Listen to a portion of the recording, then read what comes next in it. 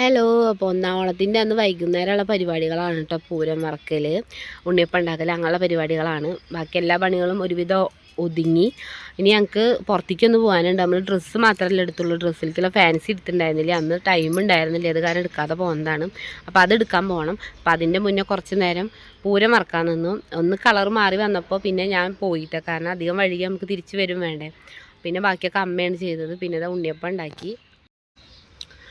അപ്പോൾ ഉണ്ണിയപ്പം പൂരം വറുത്തതാണ് കേട്ടോ നമ്മളുടെ ഓണത്തിൻ്റെ സ്പെഷ്യൽ.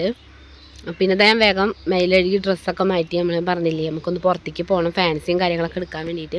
അപ്പോൾ ഒക്കെ കഴിഞ്ഞ് വന്നപ്പം ഡ്രസ്സൊക്കെ മാറ്റി വന്നപ്പോഴേക്കും പൂരം വറുത്തതും സെറ്റായിട്ടുണ്ടായിരുന്നു. ഉണ്ണിയപ്പം നല്ല അടിപൊളിയായി കിട്ടിയിട്ടുണ്ടായിരുന്നു കേട്ടോ. അപ്പോൾ അതൊക്കെ കഴിച്ചു.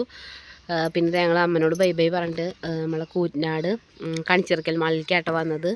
സത്യം പറഞ്ഞ പെരിങ്ങോടായാലും കൂറ്റനാടായാലും മനസ്സിന് ഇണങ്ങിയൊരു ഫാൻസി കട എപ്പോഴും കിട്ടിയിട്ടില്ല കേട്ടോ എനിക്ക്. അപ്പോൾ ഒരുപാട് കടയിൽ കയറാൻ നേരമില്ലാത്തതുകൊണ്ട് നമ്മൾ മാളിൻ്റെ ഉള്ളിലുള്ള ഒരു ഫാൻസിയിലേക്കാണ് കേട്ടോ പോയത്. ഇവിടെ എന്താണെന്ന് വെച്ചാൽ നല്ല ക്വാളിറ്റിയുള്ള ഐറ്റംസുമാണ്, അതുപോലെ ബ്രാൻഡഡ് സാധനങ്ങളാണ്. അതിൻ്റെതായ റേറ്റും ഉണ്ട്. അത് കാരണം എനിക്കിവിടെ ഭയങ്കര റേറ്റ് ആയിട്ട് തോന്നിയിട്ട് നമ്മൾ കുറച്ച് ഐറ്റംസ് തന്നെ എടുത്തപ്പോൾ 2000 രൂപയുടെ ഒക്കെ എടുത്ത് ബില്ല് വന്നപ്പോൾ തന്നെ എൻ്റെ കിളി പോയി.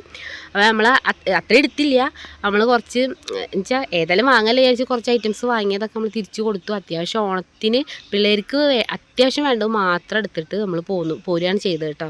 ഇവിടെ എല്ലാ ഐറ്റംസും ഉണ്ട്. പക്ഷേ എനിക്ക് തോന്നുന്നു ഞങ്ങളെപ്പോലുള്ള സാധാരണക്കാർക്കൊന്നും പോയിട്ട് പർച്ചേസ് ചെയ്യാൻ പറ്റിയൊരു കടയല്ലാന്ന്.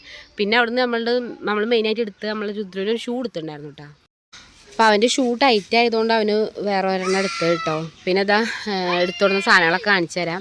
ഒരു ഷാമ്പു എടുത്ത്, അത് നമുക്ക് ഒരു 1-1.5 കൊല്ലം ഓടാറുണ്ട്. കഴിഞ്ഞ വട്ടം അവിടെ നിന്ന് തന്നെ വാങ്ങിയിട്ടുണ്ടായിരുന്നു, സെയിം ബ്രാൻഡിൻ്റെ തന്നെ. ഇത് ഓഫർ റേറ്റിന് വാങ്ങിയതാണ് കേട്ടോ. കാരണം ഇതിൻ്റെ വാലിഡിറ്റി ഇനി 1 വർഷം കൂടെ ഉള്ളൂ, അത് കാരണം അവർ ഓഫർ ഇട്ടിട്ടുണ്ടായിരുന്നു. അപ്പോൾ അത് നമ്മൾ വാങ്ങിയിട്ടുണ്ട്. പിന്നെ ഇതാണ് നമ്മൾ രുദ്രുവിന് എടുത്ത ഷൂ. പിന്നെ നമ്മളെ ദേവുട്ടിക്കും പാർട്ടിക്കും അത്യാവശ്യം വേണ്ട ഫാൻസി മാത്രമാട്ടോ എടുത്തത്. ഇതാണ് പൊട്ട്, ഒരു ലിപ് ബാം, 2 ക്യൂടെക്സ്, പിന്നെ എനിക്ക് ഒരു സെറ്റ് വള എടുത്തിട്ടുണ്ട്. പിന്നെ നമ്മളെ പാറുട്ടിക്ക് ഒരു സിമ്പിൾ വളയും ദേവുട്ടിക്ക് കുറച്ച് സെറ്റായിട്ടുള്ള വളയും ധാവണിയല്ല, അപ്പോൾ അതിലേക്ക് വേണ്ടി. പിന്നെ മൈലാഞ്ചി, പാഞ്ചിരിപ്പ്, പിന്നെ ബ്രഷ്, അങ്ങനെയൊക്കെയാണ് എടുത്തത്. അപ്പോൾ അത് മൈലാഞ്ചിയൊക്കെ ഇട്ട് കൊടുക്കുകയാണ് കേട്ടോ പിള്ളേർക്ക്.